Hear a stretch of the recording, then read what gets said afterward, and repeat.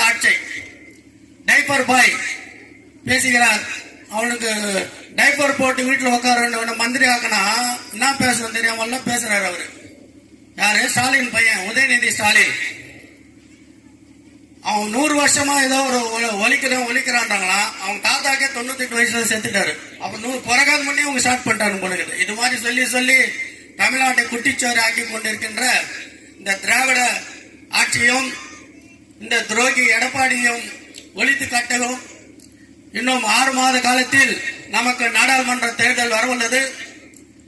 நீங்கள் சிந்தித்து தமிழகத்தில் ஒளி பெற வேண்டும் என்றால் அண்ணன் டிடிவி தினகரன் அவர்களை ஆதரித்து நாடாளுமன்றத்திலே நாம் வெற்றி பெற்று அதனை கொடி நாட்டுவோம் என்பது உறுதி.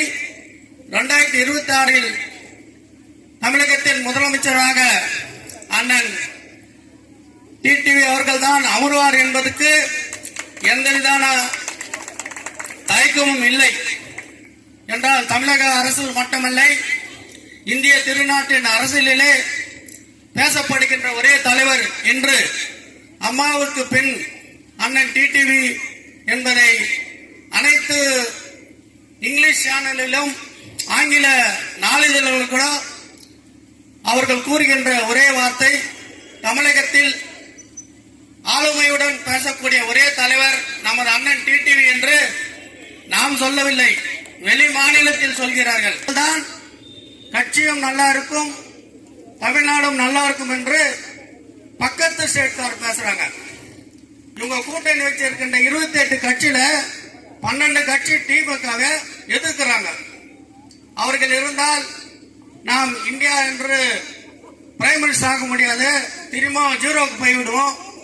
அவர்களை வெளியெடுக்க சொல்லி வெஸ்ட் பெங்கால் சிஎம் மமதா பானர்ஜி அவர்கள் கடுமையாக எதிர்க்கின்றார்.